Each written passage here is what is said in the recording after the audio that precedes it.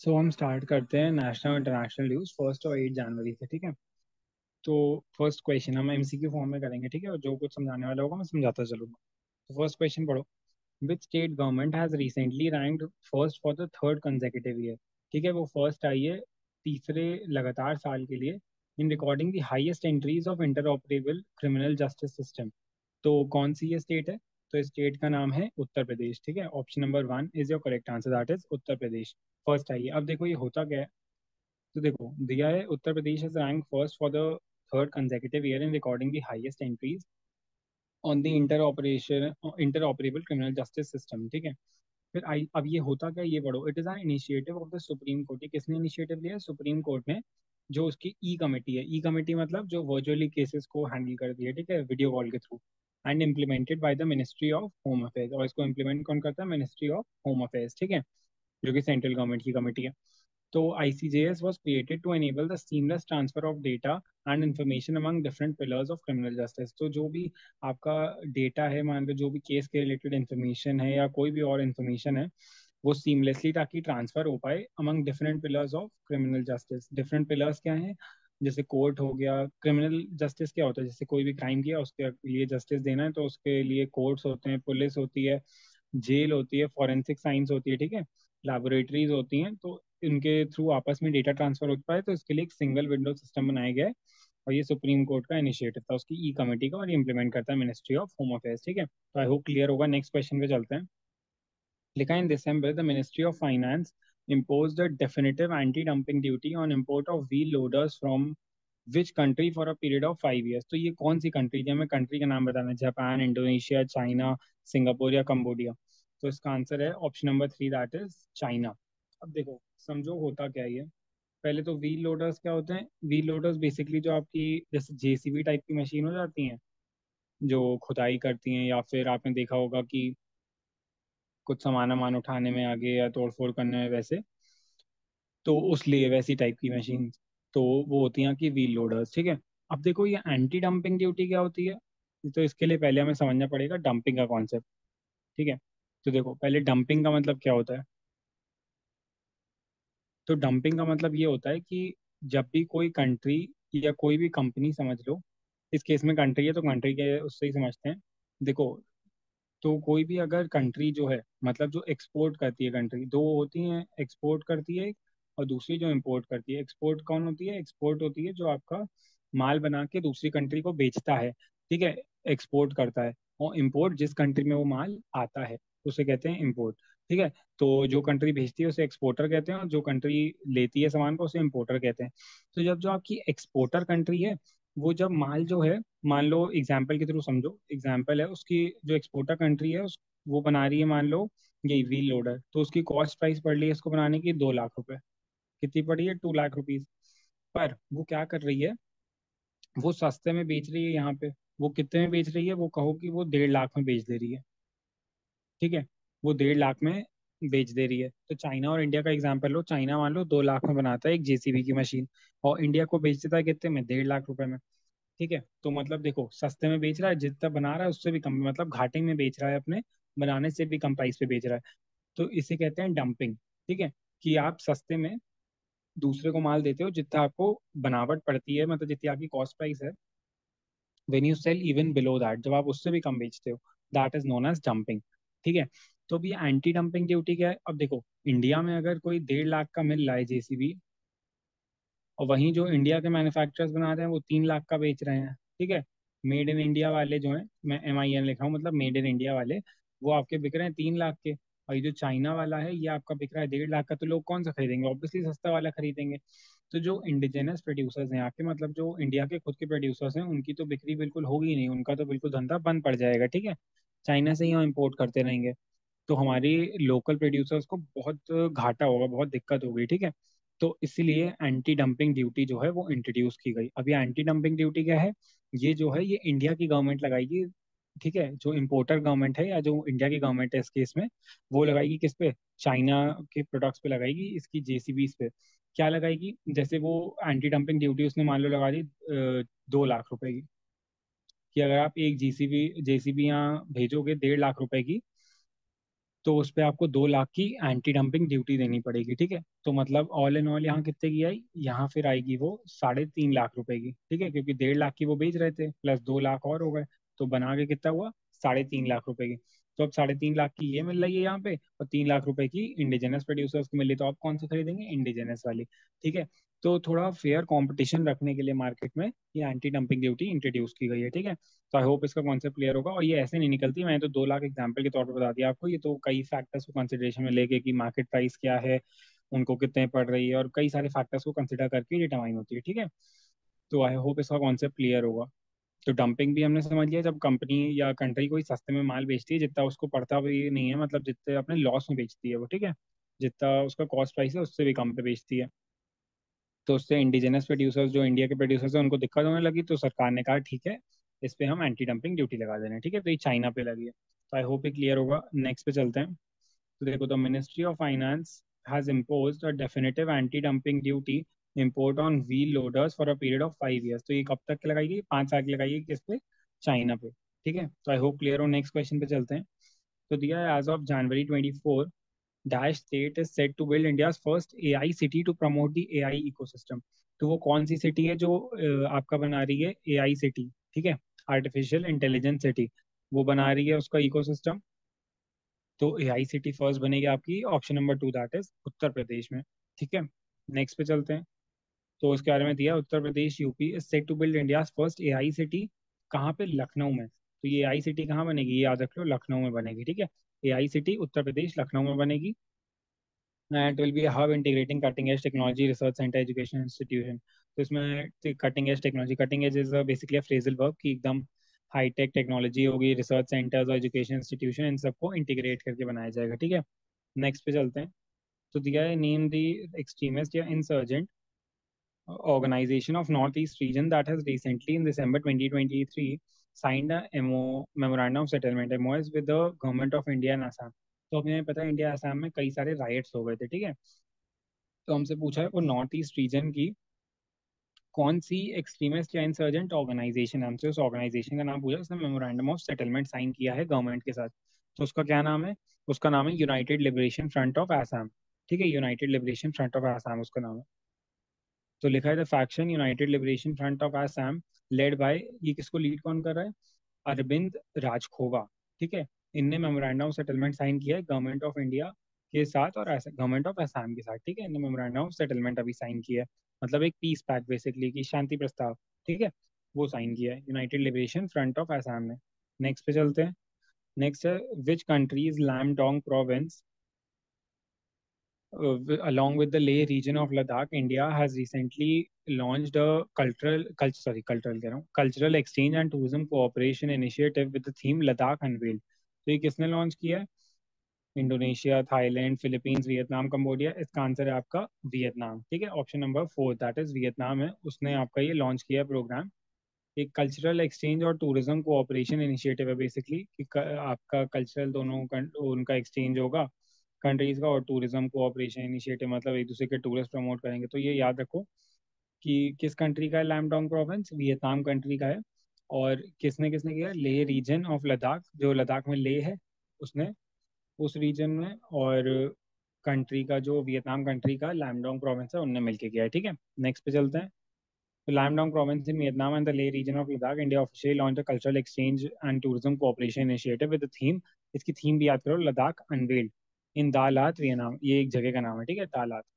तो लद्दाख अनवील्ड इस पूरे उसका नाम है प्रोग्राम का, समझो, ठीक है। नेक्स्ट देखते हैं।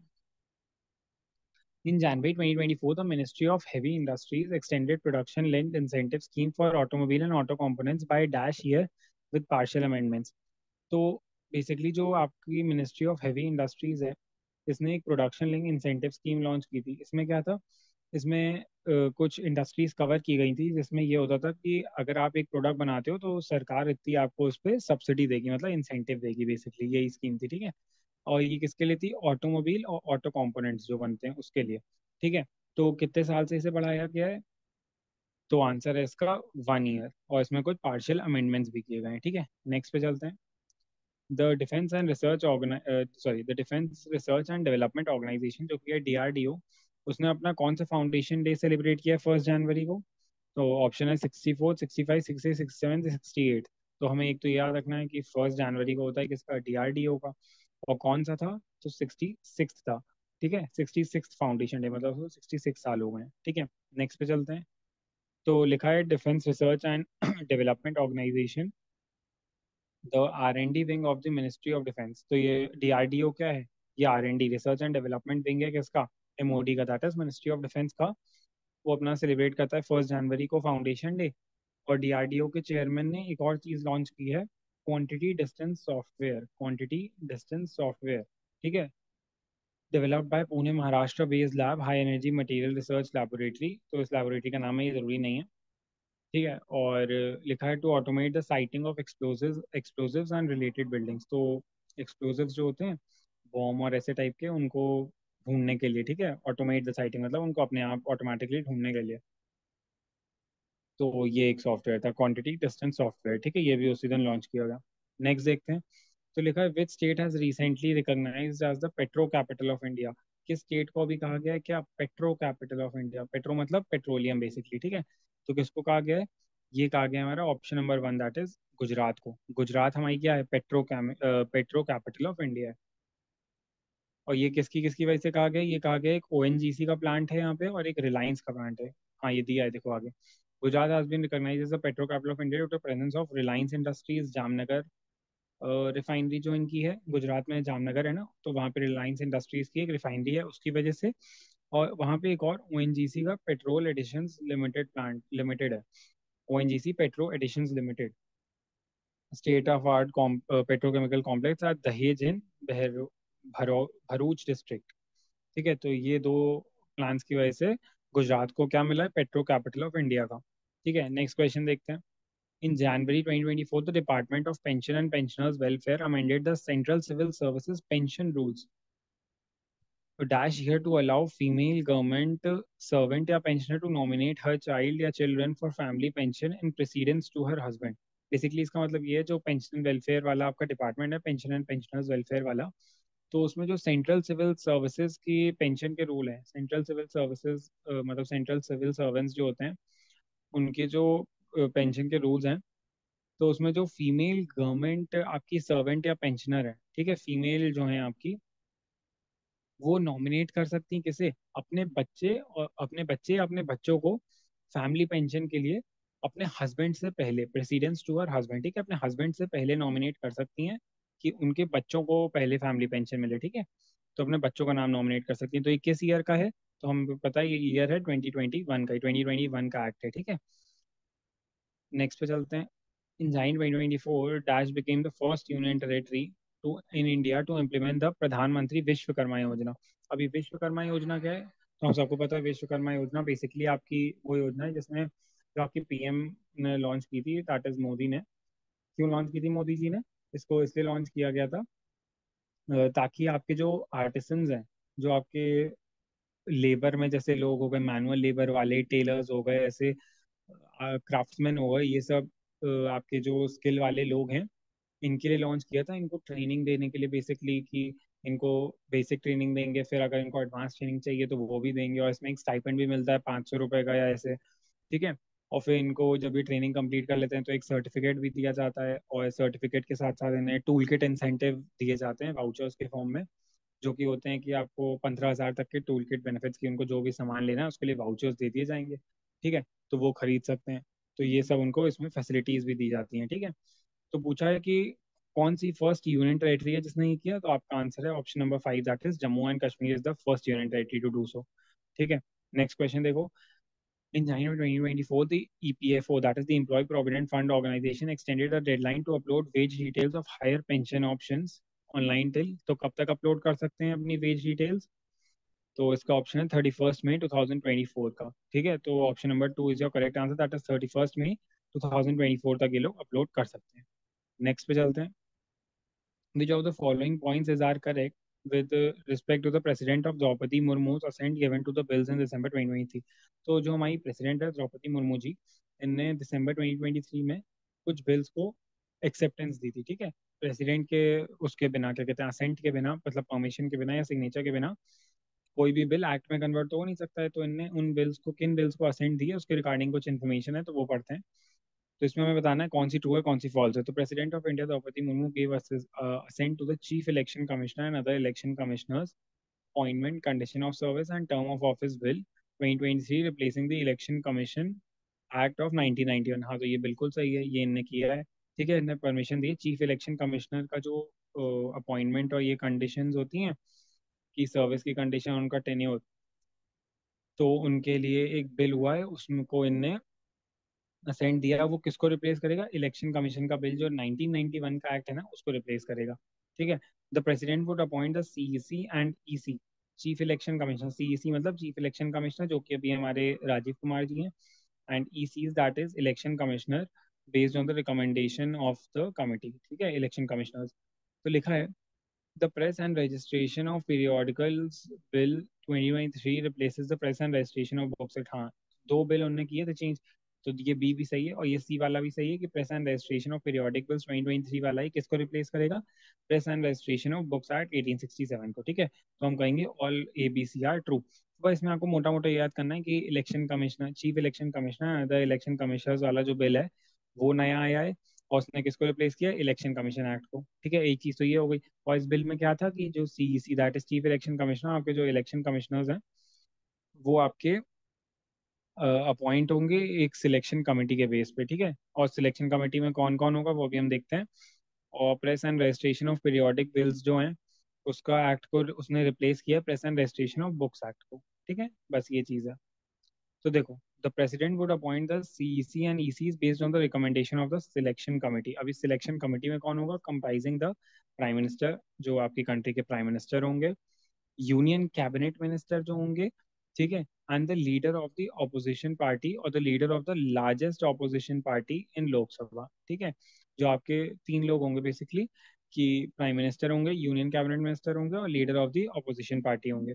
ठीक है, तो the CEC and the other EC shall hold office for a term of 6 years। तो अभी 6 साल के लिए रहेंगे। ठीक है, 6 साल के लिए रहेंगे, रहेंगे on the date on which he assumes his office, जिस दिन पे आते हैं उसके 6 साल तक रहेंगे, या फिर till he attains the age of 65 years, या फिर वो जब तक 65 साल के नहीं हो जाते, विच एवर इज अर्लियर। या तो उनका 6 साल पूरे हो जाए या वो पहले 65 साल के हो जाएं, दोनों में से जो भी पहले होगा उसके बेसिस पे हो जाएगा, उनको कर लिया जाएगा। ठीक है, नेक्स्ट देखते हैं।